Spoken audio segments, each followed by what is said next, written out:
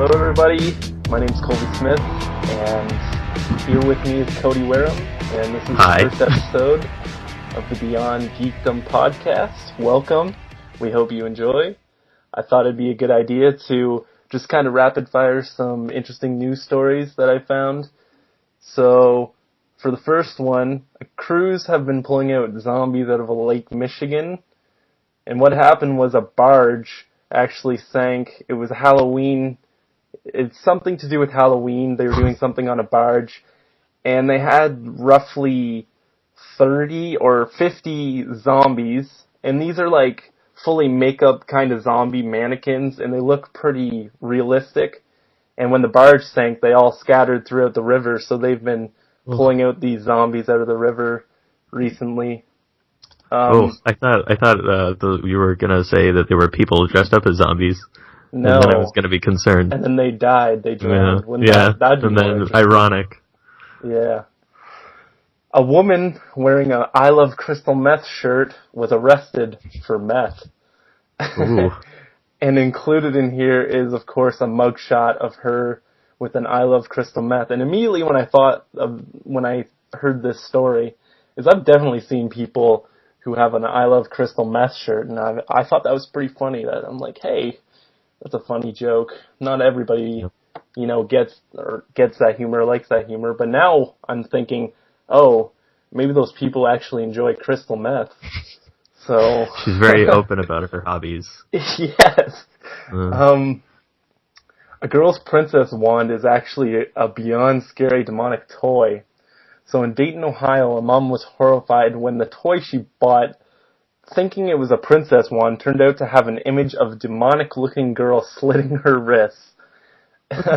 Nicole Allen told the station her 2-year-old daughter peeled back a piece of foil on the toy and revealed the disturbing image. So pretty much she thought it was like a play wand or something, and I guess it was labeled something else at the dollar store.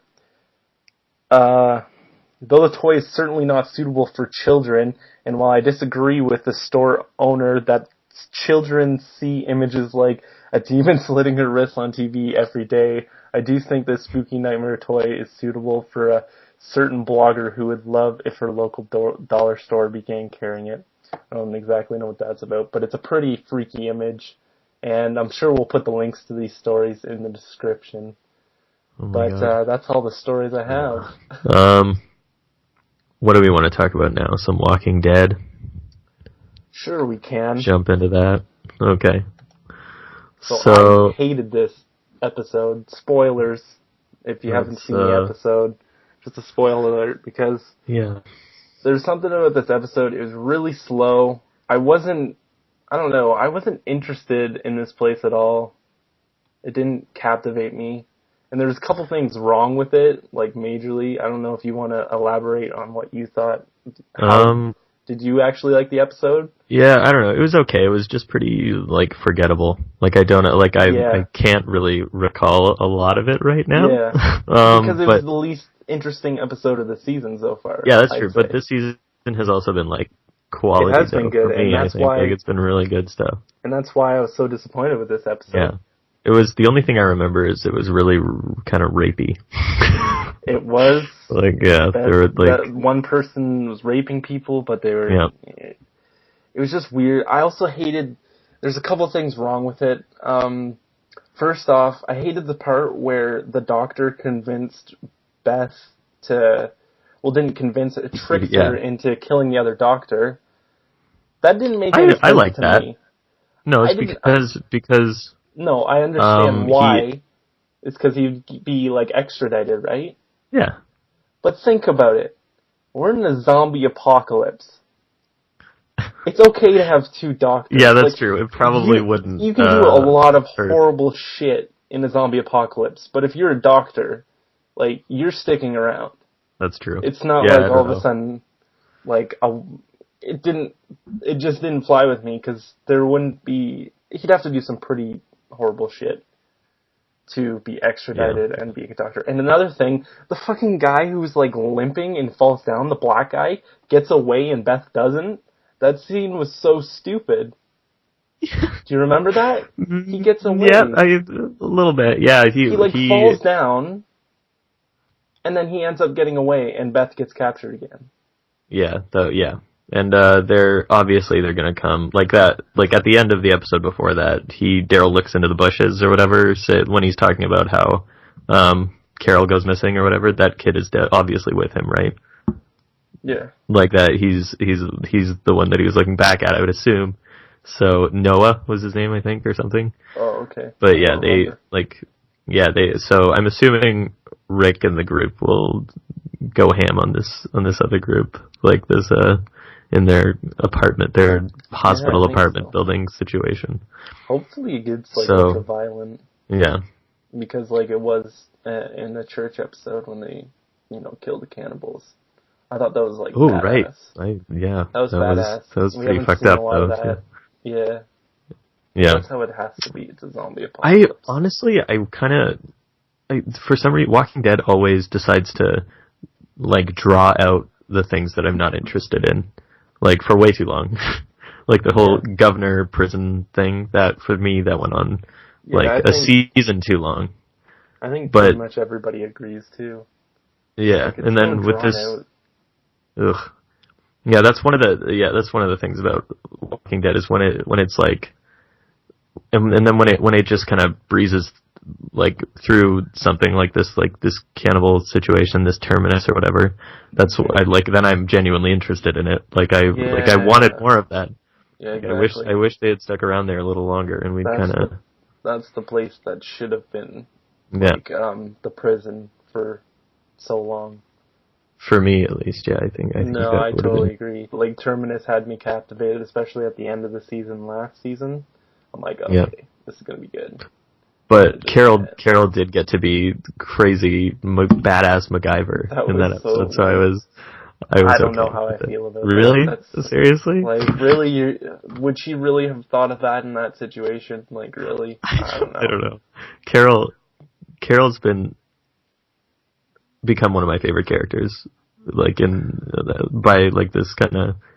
this point in the fifth season, with all the crazy badass shit that she's been doing. She's just no shit, the survivalist Carol. Everybody loves Carol. I'm still not whatever.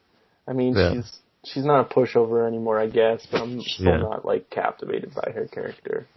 Yeah, I don't know. Her overall kind of arc that she's gone through has been really interesting. From her being the abused wife or whatever, just passive. This passive woman to this crazy warrior badass. Her character development has certainly done a lot more than a lot of the characters on The Walking Dead, for sure. Yeah, but I don't know if that's saying that much, but Walking Dead also likes to draw out the themes and they like to discuss the same shit over and over and over again in that show. Yep. So yeah, I don't know. I have my relationship with that show is very strange. Because I find myself, it's really uneven for me, but it's also I don't know, it just keeps pulling me back in. Yeah. It's true because there's not a lot of TV shows. Well, no TV shows clearly doing the zombie apocalypse in general. Just intrigues me. It's really hard to not I just love when. What's that? You and half the world that's watching Walking Dead right now. But I feel there's not that much good zombie stuff out there. What? I find it's a lot harder to find. There's a ton of zombie stuff. So there's gonna be good stuff. The remake, I always get these mixed up. The Day of the Dead, but the mall one, I think it was Zack Snyder. That's Dawn of the Dead. Oh, yeah, Dawn of the Dead. I really like that one. I want more zombie movies like that. You want more? That is a great zombie movie. I really like that kind of. I don't know. What's another? About that movie. 28 Days Later is another one. That's great too. Yeah, but we don't get a lot of those. 28 Weeks Later was And fuck you if you say that 28 Days Later isn't a zombie movie. Yeah, it's a zombie movie. They move faster, and it's a virus. They're not dead. Which ones do you prefer? Hmm? Do you prefer fast or slow zombies? I don't care. For the pace of a movie, usually fast ones are better. I would say that there's more suspense in the slow moving ones for me. Like I just think that like naturally I don't think it's the speed of the zombies that is scary. It's the amount of zombies. Like I think hundreds of slow zombies is much scarier to me than the faster ones. Like when they're on the roof in Dawn of the Dead, and they're trying to get the dog to go to the gun store. Like, you remember that shot, where it's just like the crowd of zombies. I remember when they're pointing out the zombie celebrity lookalikes and they're shooting them, but that's the scene. Yeah. Oh, okay, yeah, that's funny. That's good stuff. Yeah, I don't know. There's lots of good zombie stuff. Like, even recently, what have I seen that's good? Like, The Battery was kind of like a tiny little like indie zombie movie that was really good. I didn't see that. I saw the trailer and it looked alright, but it's like it's hard to dive into an indie zombie movie because it's definitely one of those genres that I would think you'd need a lot of money to pull off well. You know what I mean? Yeah, I don't know. Like, I don't know if that's necessarily true. Probably isn't. I'm waiting to be proved wrong. We'll watch The Battery, and you will be proved wrong. You should. It's like and there's that many zombies. Like most good zombie movies, it's more about like the interplay between the two like leads in that movie than it is like actually about the zombie apocalypse and the zombies. Yeah, but the last half of that movie this is kind of a spoiler. Actually, you know what? I'm not going to say it. Yeah, don't say it because if it's actually good, yeah, you should watch it. I'll watch it.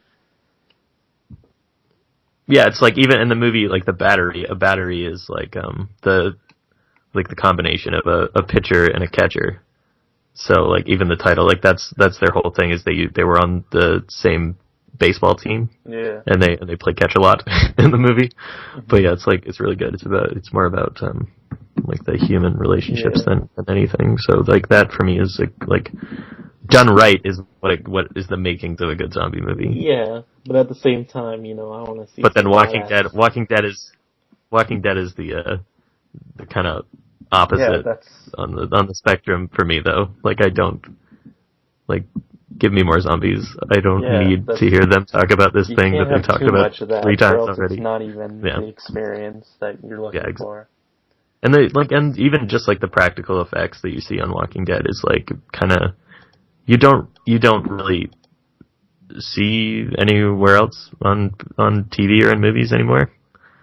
Mm-hmm. Like just the volume of the practical effects on that show is just like a nice change of pace from the kind of big special effects CGI stuff like World War Z. And I like that movie too. Yeah. Like it was okay, it was surprisingly good. But yeah, like I think it's just a nice change of pace for me. I'd have to watch that again to be honest. Like I liked it the first time I saw it, but World War Z?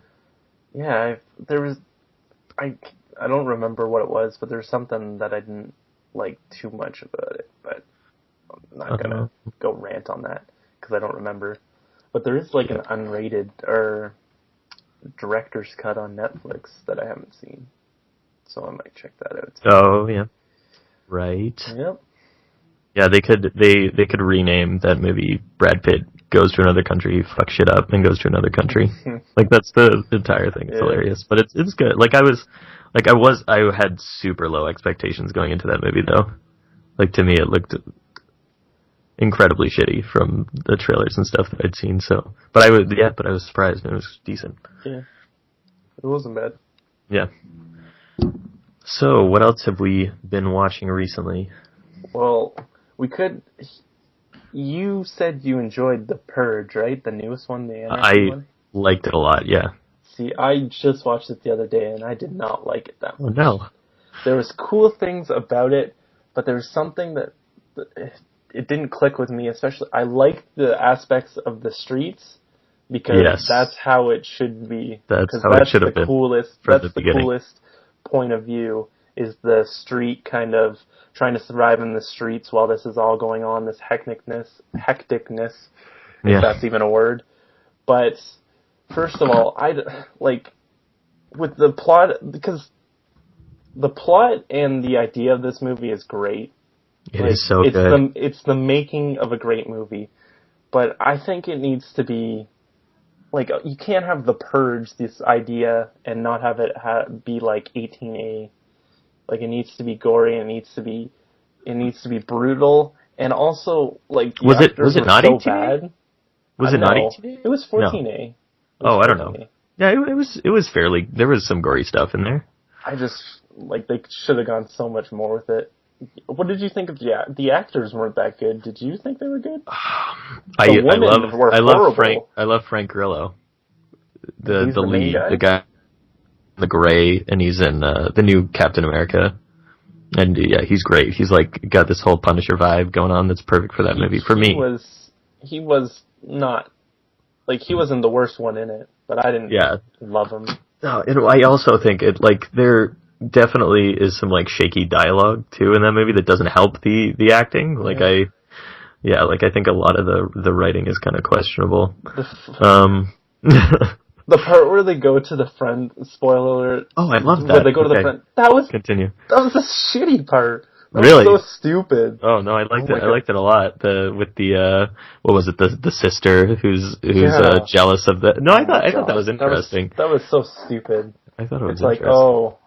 This was just so convenient that you went to this friend's house and she decides to have a backlash right now. Yeah, it's great. Yeah, and halfway into the Purge, just by coincidence, it's when you guys come over. Then she decides to freak out over this. It would be. I don't know. I just thought it was cool how that scene kind of unfolded. With the, I can't really remember the specifics, but I remember liking it. And also Matt Saracen is in it from Friday Night Lights. Zach Gilford. Oh my god, I haven't watched that shit.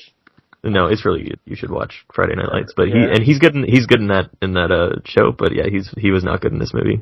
To me, he was not good. He was the boyfriend whose car breaks down. Yeah, okay. Yeah. The only person to this movie had a surprisingly low body count. Yeah. For a movie of its main kind of group, at least for a movie that yeah. See, they should have concentrated more on the people with the mask and stuff, because I remember did you even see the first one? I saw the first no. Yeah, I saw a little bit of it, not enough to. Well, the best part of the first movie was the main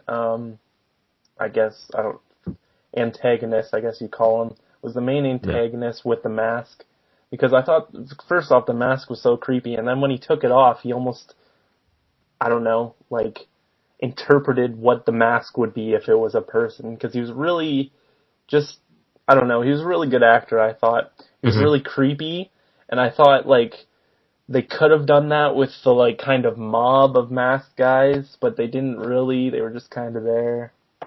I don't know. Right. I was just the first movie had a great cast with Ethan Hawke and Lena Headey or whatever from Game of Thrones. I hated the first movie a lot less than everybody else. I kind of enjoyed the first one. I thought the first one was definitely better than the second one. And I still need to watch it, especially I enjoy it. This just this concept is enough great. to kind of to keep me invested and interested in the movie. It's a freaking great concept. It's so good. It feels like it feels like an 80s B movie, something that would be directed by John Carpenter, Escape from New York or something. I get a strong Escape from New York vibe from this movie. I just wish it was really good. Yeah, though. It should be really good. I enjoyed it. It didn't blow me away or anything. Yeah. But it was. I thought it was this one especially was serviceable to its premise at least. Like, I wasn't disappointed. Do you think they're going to try to milk another one out of this franchise? Yes. Yeah. Yeah? It's making Did the second money. one do well? Yeah, I think so. Here, I think I'm I'm on the page right now. Anyways, here, you keep going. I'll look for the... Yeah. Okay, opening weekend, its U.S. box office, tripled its budget in its opening weekend. So that's pretty good. Yeah, made $29 million off a $9 million budget. So they probably will try to make another one. Yeah. Hollywood, these like micro budget horror movies are from Blumhouse, like Insidious and the Paranormal Activities and stuff, are just they're like hotcakes. Yeah. Yeah. Everybody wants them and they're cheap to make. So I haven't watched any of the Paranormal. Like, I watched the first two and I enjoyed them, and then I think I heard there was some questionable ones in it, but then there was also some good ones. But people were telling me some of the questionable ones, and I'm like, maybe I won't even continue with it. Like, how many did you watch? I watched the first two, and then I think you mentioned to me. You watched the first two. Didn't you say it was the third one was like the best one? Was that you? The third one's the best, yeah, for me. Yeah. But But then 4 wasn't great, was it? 4 wasn't very good. Yeah. But it was still okay. Like, I don't think I actively dislike any of the Paranormal Activity movies. Like, 1 is fucking great. 1 is great. 2 is decent. 3 is the best of the series for me. And then 4 is kind of a low point. And then 5 is good still. Like, the marked ones, the Latino spin-off, or whatever they called it initially. Reviews. I know. Yeah, no, but I will say, from the trailer's point of view, like, I haven't seen it, because I mentioned I hadn't seen other than the first 2, but from a trailer point of view, that one got me the most interested in the series again. It was bonkers. That movie was actually crazy. Like, they're, like, I think I mentioned earlier, like, this to someone, but it's, I said, I like the new Paranormal Activity BioShock, crossover. Because there's just, like, did you play BioShock Infinite? I played a little bit of it. No, okay, well, yeah. I never played it. Anyways, yeah, I don't want to give away too many spoilers, but it gets crazy at the end. Like, there's where it's going from the trailers, some time travel stuff, and it's just, yeah, dude, no. It's crazy. Like, I want to talk about it, but I don't want to ruin it for you. Anyways, you need to watch the Paranormal Activity movie. Even if you don't watch 4, like, that one doesn't really matter. You can skip that. Watch 3 and 5. Yeah, I should. Because the 5th, the newest one, ties in very nicely to the first one. That's cool. Yeah, and it's really interesting. I thought it was really good. I meant to watch all this stuff during Halloween, but it just never happened. Like, that was supposed to be my Halloween. Oh, yeah. Like, watching these movies. Yeah. I wish I had that Halloween. Was partying it up. But yeah, usually I get that's my horror movie time, October. Just that whole month. Well, do we got anything else we want to move on to? I got something if you don't have... Okay, yeah, throw it out there. Just quick, because you haven't seen it or anything. I want to talk about the Foo Fighters TV show. Right. And what the Foo Fighters are doing. Pretty much, if you don't know what it's all about, the Foo Fighters are releasing an album and also this TV show on HBO. Both are called Sonic Highways, and pretty much it's about the Foo Fighters traveling to iconic studios across America, and each one usually has like a specific kind of field of music. Like they went to Nashville a couple episodes ago, and that was clearly like the home of country music, so there was a lot of country music featured in interviews in that episode. And then the most recent one was Texas, Austin City Limits recording studio, and that's more like psychedelic rock, and I think there was some blues and jazz players and stuff like that. So pretty much what they do is you just kind of learn the history of not only the studio, but the place where the studio's at. And then they actually record one of their songs from the new albums at the studios. So overall, if you're a music fan and you're interested in like the history of music of any sorts, because I even found the one about Nashville and country music, which I hate country music, but I still found that episode interesting. And the TV show overall is really great. I really enjoy it, and I've been tuning in every week. But as far as the album goes, I'm not a huge fan of it so far, to be honest. It just feels like what he did was Dave Grohl is writing lyrics based upon, like, the time they were there. So a lot of them have to do, like, so if he was in Nashville where there's a lot of country music, so their song came out with a little bit of country themes and a country lyrics and stuff like that. And it feels less like they're writing a Foo Fighters record and more like they're writing a record for the HBO show. That's on HBO? Yeah, it's on HBO. Wow. I love the premise. Yeah, the premise is, the show's awesome. Yeah. But that's my only gripe, is that it seems like they're kind of trying to tailor-make it to the show. Too much of a tie-in to the... And it's the lesser of Foo Fighters albums so far. Right. I mean, I think there's 8 episodes and 8 songs from the Foos on the new Sonic Highways album, if I'm not mistaken. But so far, I haven't enjoyed a lot of the songs. So I just kind of wanted to mention that to see if anybody listening, what their thoughts on it was, because I'm a pretty big Foo Fighters fan, and I'm not exactly thrilled about the new album. Yeah. Yeah, I'm kind of lukewarm on Foo Fighters in general. Like, they're good when they're good, and they're less good when they're less good. Like, I don't know. I'm not a diehard. Like, yeah. Yeah. I like their old stuff better, but I mean, not. Actually, I like the most recent one before. I forget what it was called, with Rope and Walk and. Yeah, that's the one I'm thinking about. That one was a good album. Album. I liked it too. What was it called? That's gonna bug me now. Wasting Light. Wasting Light. Right? Yeah, I don't think I've listened to the album in its entirety or whatever, but I like most of what I've heard from it. Yeah, it's a good album. Yeah, like that's what I mean. I'm just more casual with them. Like I just kind of jump in and jump out. Anyways, yeah. So what do we want to talk about now? What? You got anything?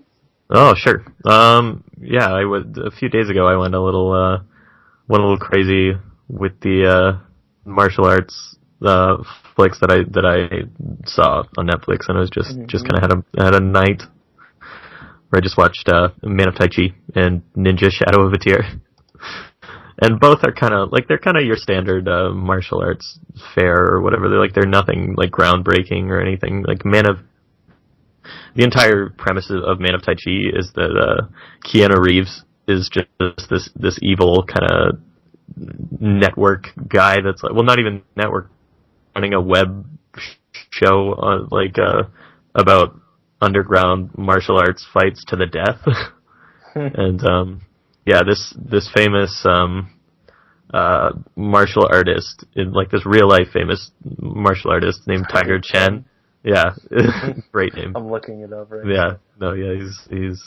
And he's insane. He I think he's one of the few martial artists that actually uses Tai Chi as a martial art. He kind of has this kind of remodeled version of Tai Chi, because normally Tai Chi is like an exercise and not a fighting style.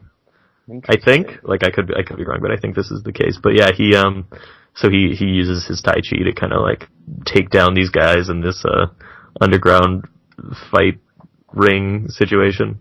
And yeah, it's kind of like a basic they're just in this big gray square room and fight to the death. So Fight Club, but they know what the fuck they're doing.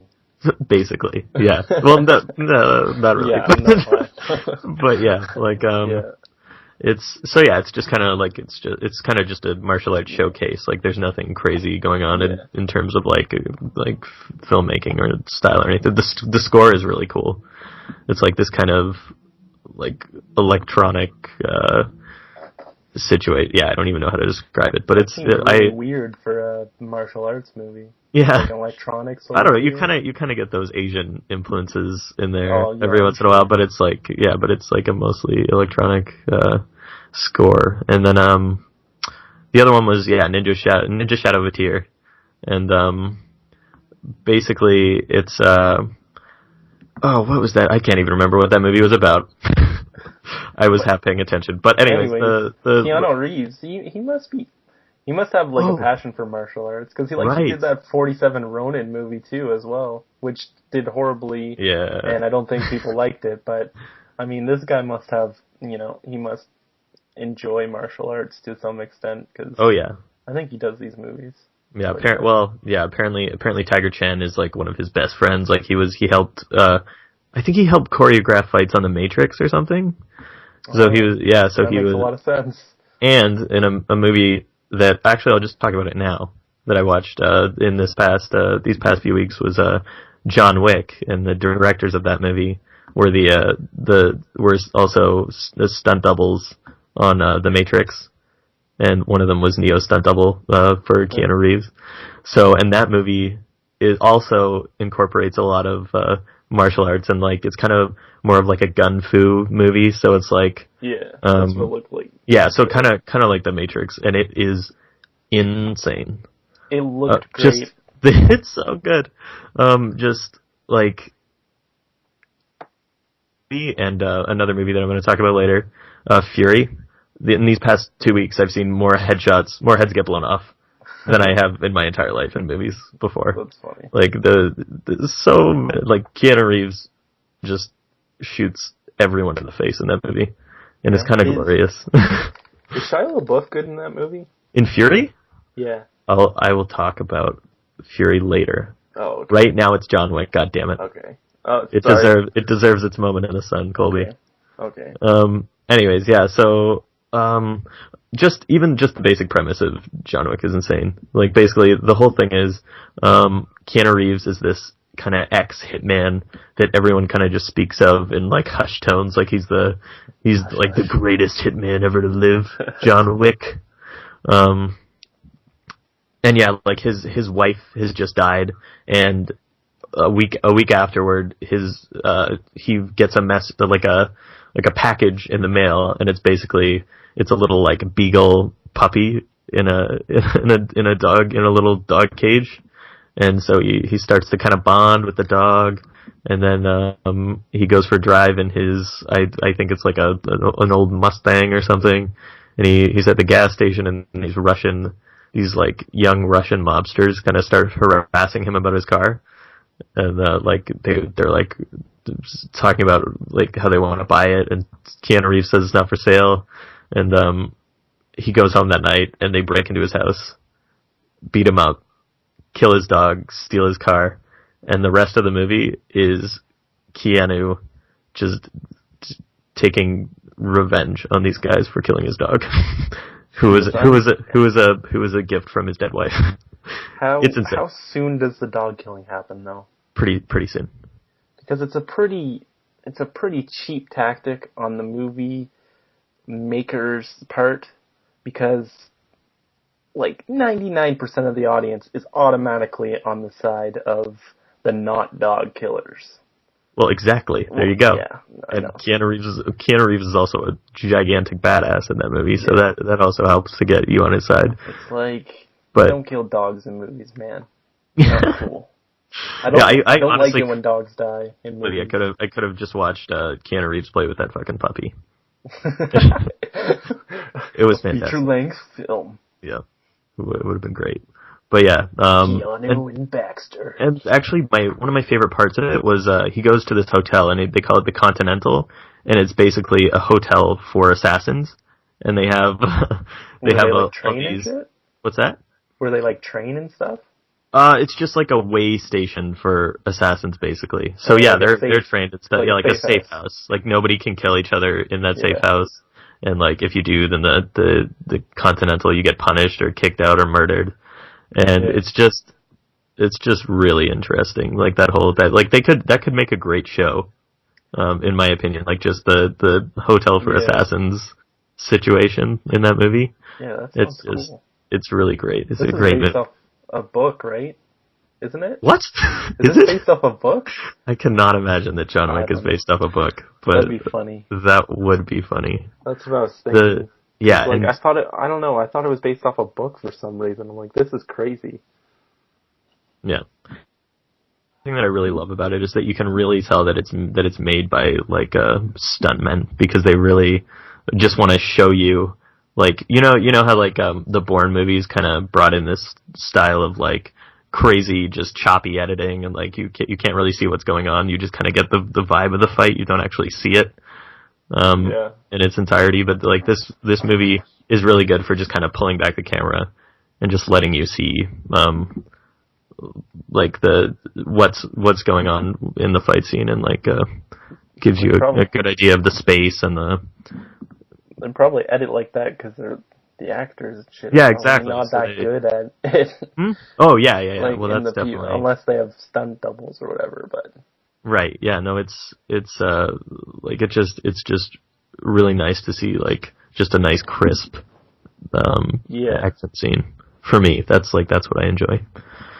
So yeah, and yeah, it's a great movie. Definitely go check that one out. And did you have anything else that you wanted to talk about? I've got a few things, but okay.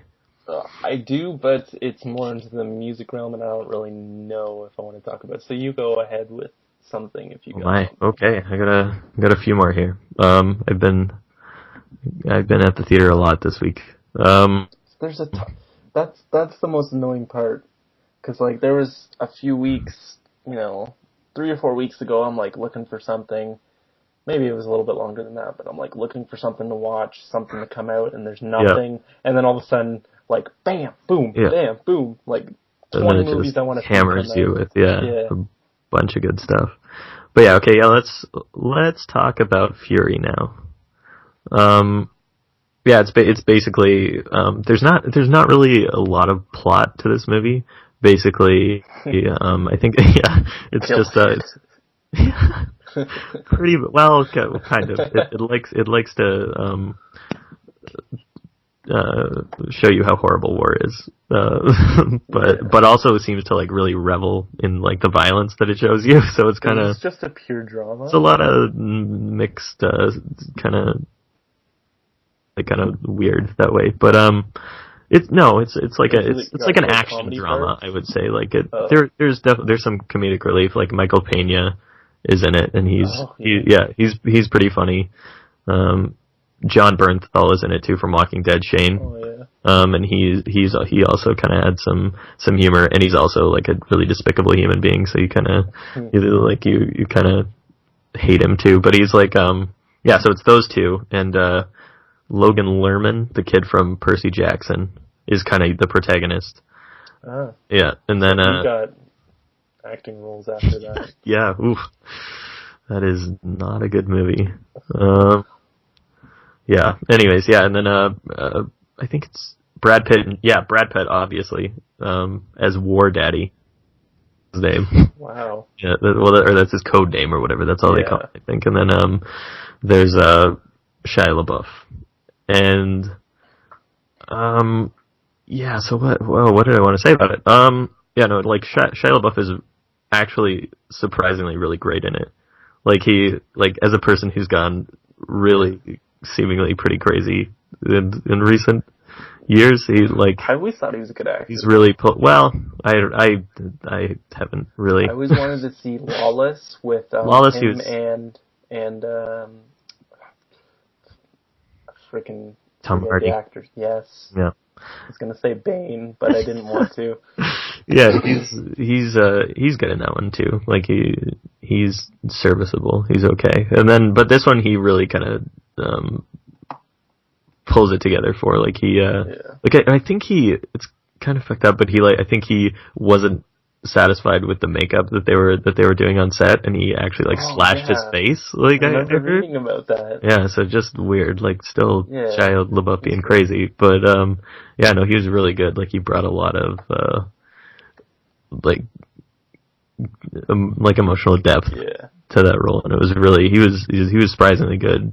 Brad Pitt is kind of recycling his character from Inglourious Bastards a little bit, just more kind of grounded, like less ridiculous, but he's still got the accent going on, and it's very Inglourious Bastards, like very reminiscent of that. But then it's like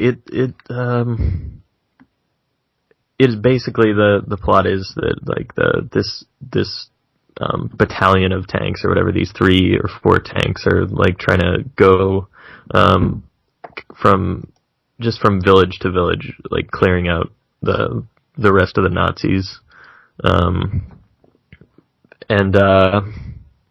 it's 1945, so beginning of the movie, that like the war is already over, but they just keep killing people, like until the war is over, until they finally submit. But they know that they're going to, and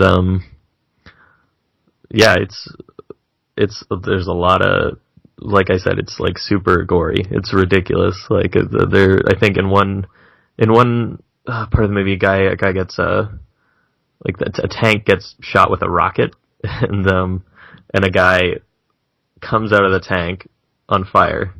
And just burning and screaming, shoots himself in the head. And like in one part, they're like going down a road, and they just drive over this like flat body, like just this guy, like just some crazy, just weird, ridiculously gory shit. And yeah, like I said, the same with John Wick, just like headshots left and right all the time. Just people's heads exploding. Lots of gory movies. But what's that? Lots of gory movies. Oh, yeah. I haven't seen a gory movie in a while. No? No. Yeah. I need my fix. Go see Fury.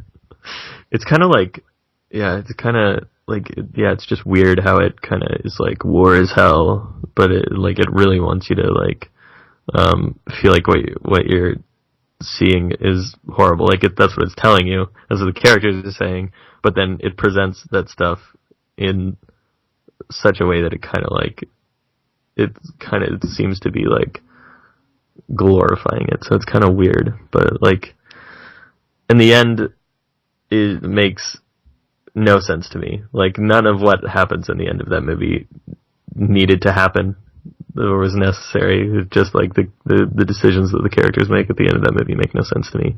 But I won't spoil it. But it's it's very unnecessary. Mm-hmm. But yeah, I think that's all I have to say about Fury. Oh, also, that movie, I'll say, has one of the coolest opening shots that I have seen in a movie in a long time. Yeah. I don't know if you want me to describe it to you. I don't. Okay. Because I'm sure there's lots of people who haven't seen it too. Yeah. But I'm convinced to see it in like all the movies that are out right now, pretty much. Yes. Here, you talk about whatever you were going to talk about, the music, the album, and then I'll keep on going with these movies because there's a lot of them. Sure. Well, I thought so. Taylor Swift recently pulled all of her records from Spotify.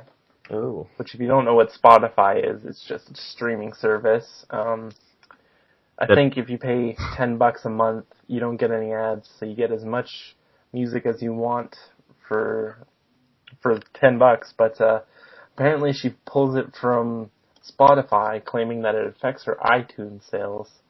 But she actually just recently sold 1.3 million copies in the first week, which is, I believe it's the first time since... First platinum record of 2014.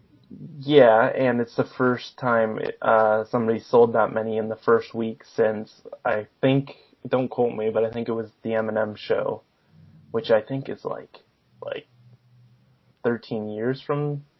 Wow. It's been a while. That's she insane. claimed that that's affecting her sales. But if I was in her position and I sold 1.3 million copies, she's clearly already more wealthy than she ever needs to be. Yeah, she's going to be all right. She can pay for her, her children's lives and their her grandsons or granddaughters. Anyways, that's my point. So if I was in her position, I don't think I'd be pulling it from Spotify because it's just a quick and easy way for your fans to access it. Yeah, like it's kind did she do that? Did she do that post like her like this first week of like after she sold? That. Yeah, that's ridiculous. It's like, how much money do you need, really? Yeah. But you'd think you'd kind of respect your fans a little more than that after making that much money off your fucking new album.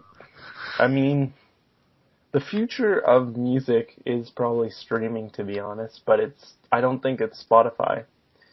Because streaming? Yeah, streaming is the future of music. Okay. That's where the trend's going. Same with movies, same with television. It's all going to streaming. Whether you like it or not, it is. Although the majority, crazy fact, the majority of music sales still is physical disc. What? Yeah. Wow, that is. I've read that. Very surprising. It's crazy, but it's not by much, but it's crazy. But it's all going towards streaming. But I mean, I've heard stories about Spotify. Artists do not make a lot from Spotify. No. So if we're talking about smaller artists who clearly don't have a Taylor Swift fan base of everybody and their grandmother, then they're not making much off Spotify. So whoever comes up with the idea where not only themselves earn a profit, but the people who actually make the music make money, that's going to be the future of music streaming. For the more established indie kind of artists, like I see how that might be like a negative, but like I feel like that's good like for streaming. Yeah. Like for the ones who already have for the ones who already have a foot in the door or whatever. That's that. But for new, and for Taylor Swift, she's gonna be fine. Like even with Spotify, even if I'm sure Spotify got she was graciously, I don't even know what the word is. She was paid a lot of money to put her stuff on Spotify because the demand's there clearly. For sure, yeah. But I see how that might be like a really good kind of way to break in for really like. Yeah. That's why it is. That's a part I was thinking about but forgot about. If you are a really small artist and you get the opportunity to put your stuff on Spotify, because there is these custom playlists on Spotify. So if you're looking for, I don't know, a specific type of a genre, and like you're a nobody band, but you're on Spotify and you're in that genre, somebody who likes that genre is listening to that radio station might end up hearing you. So in that way, it is good. Spotify is good for smaller musicians, but not a lot of money in the music industry nowadays. Yeah, no. Which is kind of sad. Yeah, it is sad. It is what it is. It is what it is. So what, is that all you were? Yeah, that's my little tangent on. Okay, little tangent. The music industry. Yeah. Okay, I think I'm gonna skip over, Gone Girl and Nightcrawler, because we're going long enough here at this point. But Nightcrawler looks good. I've only seen the trailer, but Nightcrawler looked awesome, and so does Gone Girl. They're both great. You should go see them. But see all the movies. Yes, see all of them. But Interstellar is what I really want to talk about, because I just saw it last night in kind of a big IMAX theater with Atmos sound, which is kind of interesting. Where they with what's that again? Sorry, you Dolby Atmos. Oh, okay. Yeah. And crazy. Do you know what that is? No, I have no clue what that is. Yeah, okay. Well, it's a theater setup. It's like a new thing where there are just speakers lining the ceiling and walls of the theater.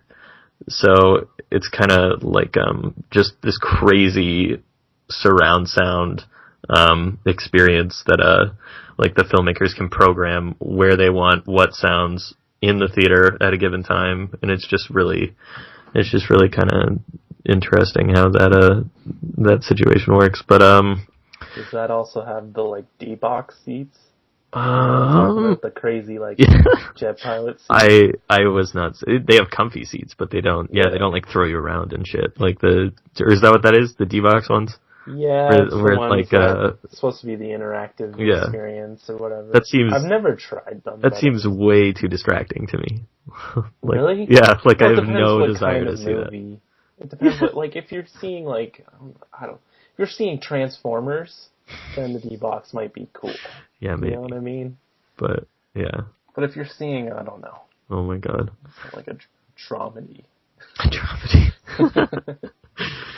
Yeah, I don't know how that would work, but yeah, Interstellar was I was really psyched going in, and I came out. I came out not disappointed, but but not blown away like I was hoping that might be the case. Yeah. But yeah, it's kind of interesting. It's it's basically the whole story is that the Earth has kind of been is covered in dust. Like it's the entire Earth is this one big like dust bowl, and it's the crops are dying off, and the only crop left on Earth is corn.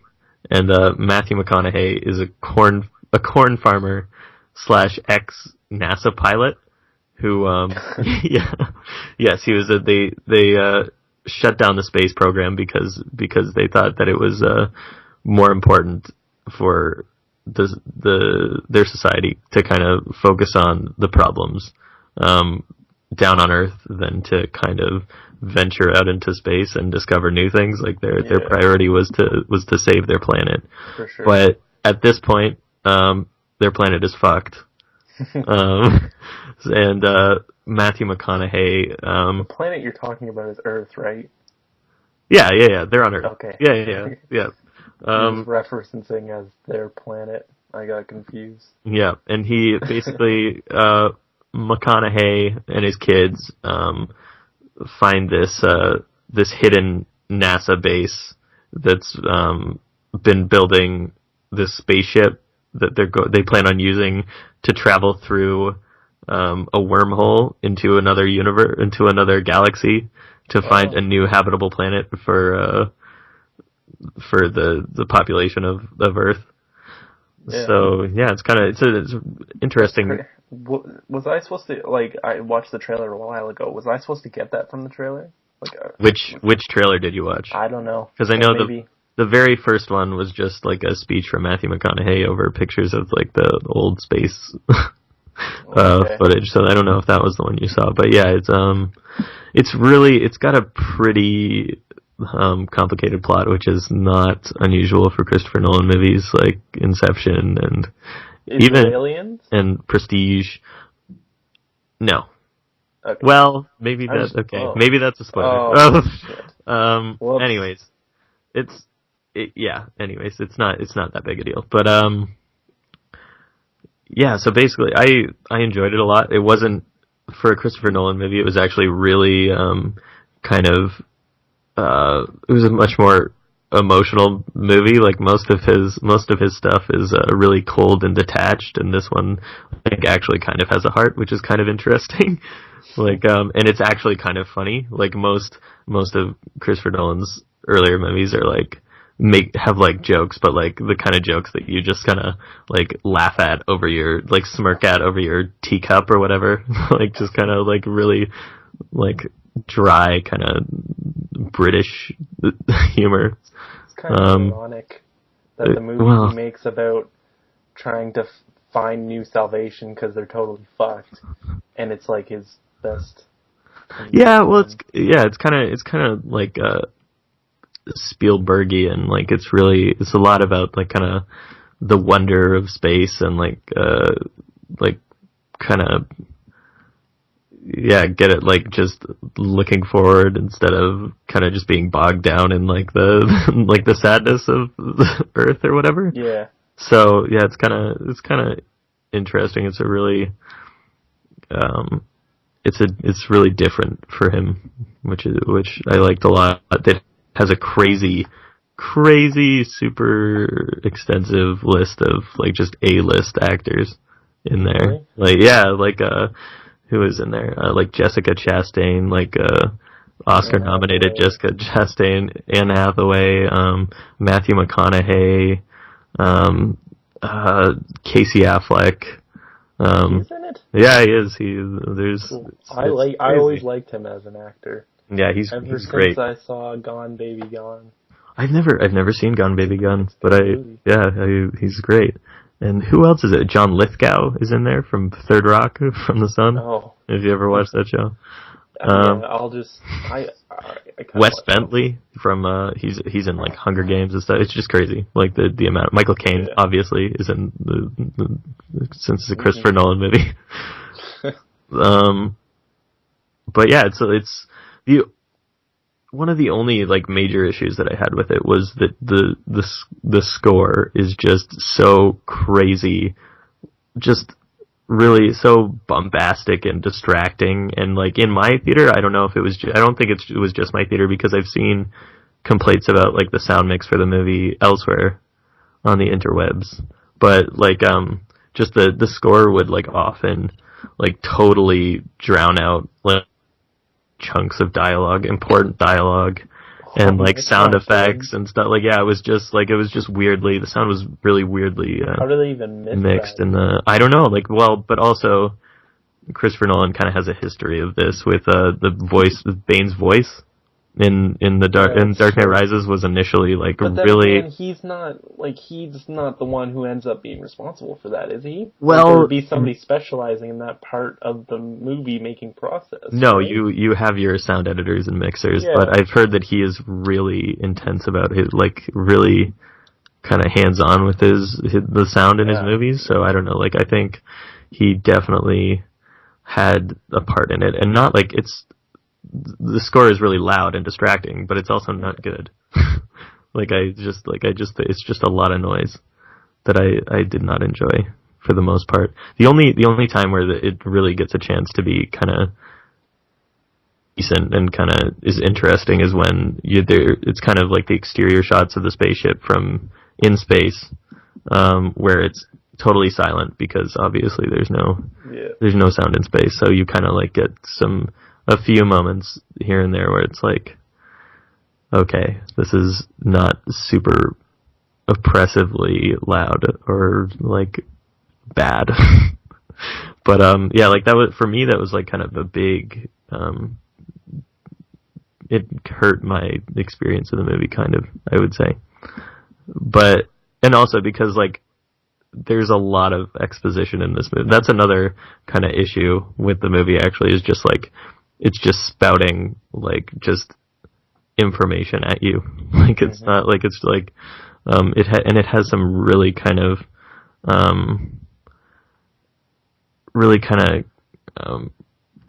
weird dialogue. Like, yeah, it's like, it has some strange kind of interactions, and, like, it's really on the nose explaining things to you, but, like, a lot of that is really important, and a lot of it is, like, drowned out, by the soundtrack. But other than that, it was really good. Yeah.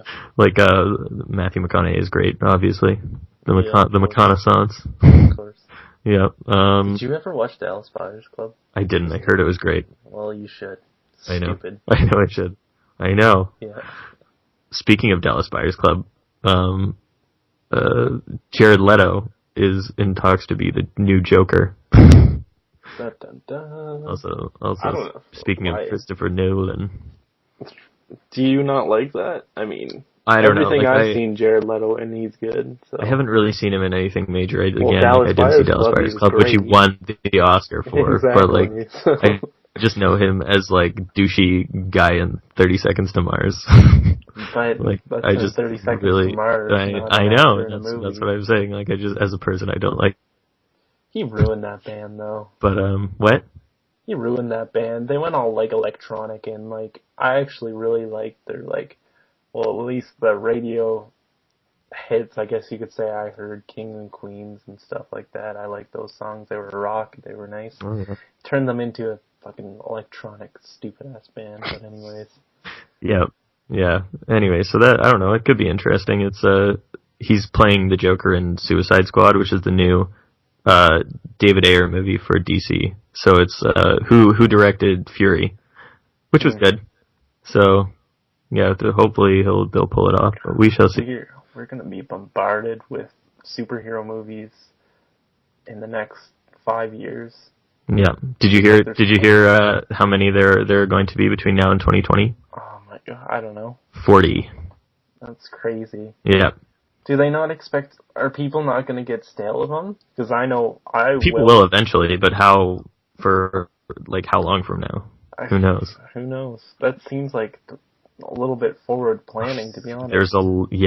There's a lot of, and Marvel just came out with their like official slate for the next however long, into 2020 with they announced Black Panther and Captain Marvel. So those will be kind of interesting. I'm pretty sure they're making a Deadpool movie. I don't know. And Ryan Reynolds is doing the role again. Oh, I hope not. Yeah, I think he is. Because that movie was terrible. Well, apparently, in X-Men Origins Wolverine. That's not how they wanted the character to be portrayed, though. I've read something about this. Oh god. But anyways, it could be cool. Also, okay, if they were doing a Deadpool movie, that would be a different Marvel Studios. Because I'm pretty sure Deadpool is owned by 20th Century Fox right now, along with X-Men and Fantastic Four, and the rest, like the other, like Captain America, all of them are with Disney. So there's kind of Marvel properties all over the place. Like Sony owns Amazing Spider-Man, right? Or it's Spider-Man right now. Yeah, that's weird. It is, and especially since Spider-Man would be so great in an Avengers movie. Like, I really just wish Disney owned Spider-Man, because he'd be cool in it. Sony is doing nothing with Spider-Man that is good. The first one was good. I liked the second one. Amazing Spider-Man. Bad, right? The first Amazing Spider-Man was okay. I really hated the second one. I don't know what the impression of everybody else was, but I think in general it wasn't that good. Here, I'll look it up.